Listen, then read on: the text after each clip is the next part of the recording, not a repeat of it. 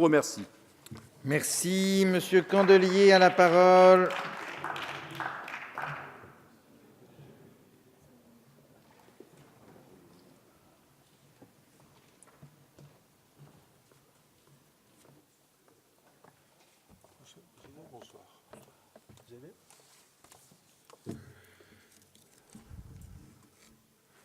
Merci.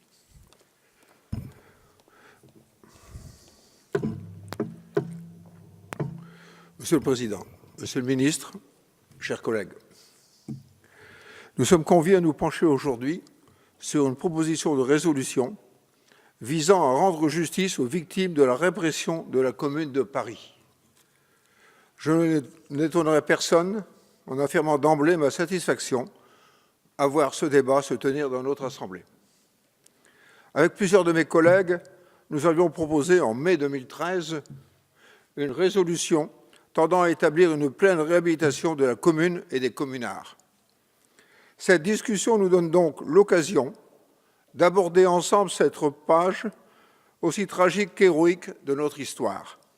Elle nous permet également de nous interroger sur la place que la nation souhaite accorder au sein de sa mémoire à ces martyrs victimes de la répression barbare du gouvernement d'Adolphe Thiers, boucher de la commune et dont le nom figure encore honteusement sur certaines rues de nos villes. M. Piron est parti d'hommage.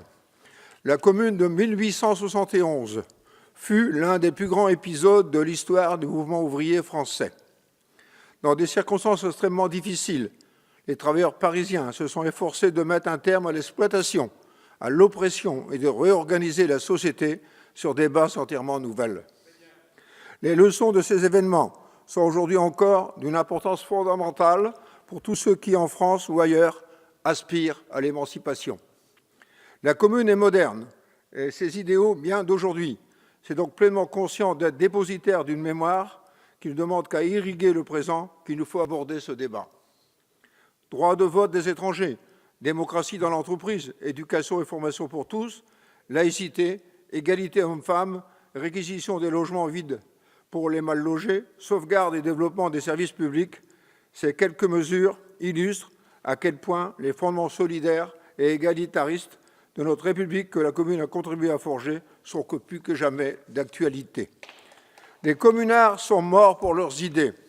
Pour leur rendre pleinement justice, il est donc indispensable de ne pas simplement les réhabiliter en tant que victimes de la répression, mais également en tant que promoteurs d'une forme de société libre, égalitaire et fraternelle.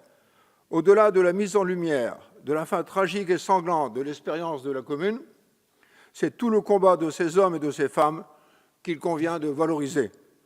Il en va de notre capacité à assumer le rôle de cette période de l'histoire dans la conquête des droits politiques et sociaux qui sont aujourd'hui au fondement de notre République.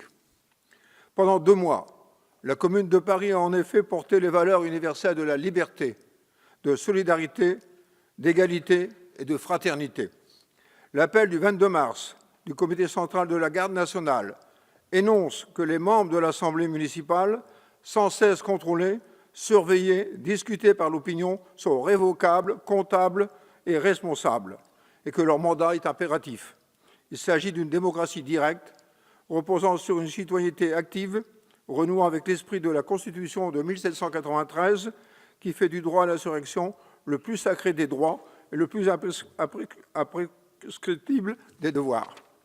Les communards mettent en œuvre le gel des loyers, le placement des fabriques sous le contrôle des travailleurs, la limitation du travail de nuit et la mise en place d'une garantie de subsistance pour les pauvres et les malades. Ils ouvrent la garde nationale sur des principes strictement démocratiques à tous les hommes aptes au service militaire et déclarent illégales les armées permanentes séparées du peuple. L'Église, pour sa part, est séparée de l'État et la religion déclarée affaire privée. Les logements et les bâtiments publics furent réquisitionnés pour les sans-logis. L'éducation publique ouverte à tous, de même que les théâtres et les lieux de culture et d'apprentissage. Les travailleurs étrangers étaient considérés comme des frères et des sœurs, comme des alliés dans la lutte pour la réalisation d'une République universelle. Des réunions avaient lieu nuit et jour, où des milliers d'hommes et de femmes discutaient de la façon dont devaient organiser les différents aspects de la vie sociale dans l'intérêt du bien commun. Les travailleurs avançaient en s'efforçant de trouver des solutions aux problèmes concrets que posait l'organisation de la société, dont pour la première fois de l'histoire, ils étaient les maîtres. Quelle belle leçon de démocratie! À ce sujet, je ne peux m'empêcher de citer la seule consigne que les membres du comité central avaient donnée à leurs électeurs. Ne perdez pas de vue que les hommes qui vous serviront le mieux sont ceux que vous choisirez parmi vous, vivant votre propre vie, souffrant des mêmes maux. Défiez-vous des ambitieux et des parvenus, défiez-vous des parleurs incapables de passer à l'action. Un si beau programme est pourtant éclos dans un contexte de guerre et de souffrance, lié au siège de la capitale par les Prussiens. Il arrive souvent que la guerre mène à la révolution, ce n'est pas purement accidentel. La guerre arrache subitement les peuples à la routine de leur existence quotidienne et les jette violemment dans l'arène des grandes actions historiques. La population examine alors beaucoup plus attentivement qu'en période de paix le comportement des chefs d'État. C'est particulièrement vrai en cas de défaite. Or, la campagne de Napoléon III contre la Prusse s'était soldée par un échec rapide et déshonorant et a entraîné la fin de l'Empire et l'instauration de la Troisième République le 4 septembre 1870. Cela n'empêcha pas le siège de Paris. Acculé par la famine et la pauvreté, la capitulation secrètement préparée est décrétée le 27 janvier 1871.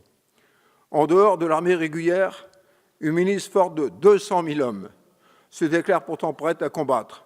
Le comité central de la Fédération de la Garde nationale, élu, représente alors 215 bataillons, équipés de 2000 canons et de 450 000 fusils. Ces travailleurs armés à l'intérieur de Paris constituent alors une menace bien plus grande pour la classe dominante de l'époque que l'armée étrangère prussienne. Thiers ne pouvait tolérer la situation de double pouvoir qui existait à Paris. Il ne put non plus tolérer l'élection de la Commune et l'arrivée de son programme d'émancipation sociale et économique. L'armée de Versailles entra donc dans la ville le 21 mai 1871. Les communards combattirent avec un immense courage, mais furent graduellement repoussés vers l'est de la cité et finalement vaincus le 28 mai. Les derniers communards qui résistaient furent fusillés dans le 20e arrondissement devant le mur des fédérés. Au cours de la semaine sanglante, les forces de Thiers massacrèrent entre 10 000 et 30 000 hommes, femmes et enfants, et firent probablement 20 000 victimes de plus dans les semaines suivantes. Les escadrons de la mort travaillaient sans relâche pendant le mois de juin, tuant toute personne suspectée d'avoir d'une façon ou d'une autre soutenu la Commune. Nous avons la conviction que la connaissance de ces événements qui ont marqué l'histoire de notre pays est indispensable à la constitution d'une mémoire nationale partagée. En la matière, le Parlement doit jouer son rôle en reconnaissant ces événements constitutifs de l'identité républicaine. Le 11 juillet 1880, la loi portant amnistie générale des communards est adoptée. Ceux-ci sortent de prison et reviennent de déportation ou d'exil. Cependant, cette loi n'est en aucun cas une révision de la condamnation. Elle constitue un pardon légal qui vise au silence et à l'amnésie. Il est donc aujourd'hui nécessaire d'aller au-delà et de réaffirmer la pleine réhabilitation de la commune, de ses valeurs et de ses acteurs. Cela peut se manifester par toute une série de mesures concrètes, comme l'inscription de la commune dans les programmes scolaires, afin de lui donner une place à la mesure de son importance, l'instauration d'une journée de commémoration nationale à ce sujet, ou encore par la reconnaissance des communards via l'inscription de leur nom sur un nombre significatif de plaques de rue ou de monuments. Pour conclure, je voudrais souligner l'importance de ce débat dans une période où l'action sociale et syndicale tend à être criminalisée.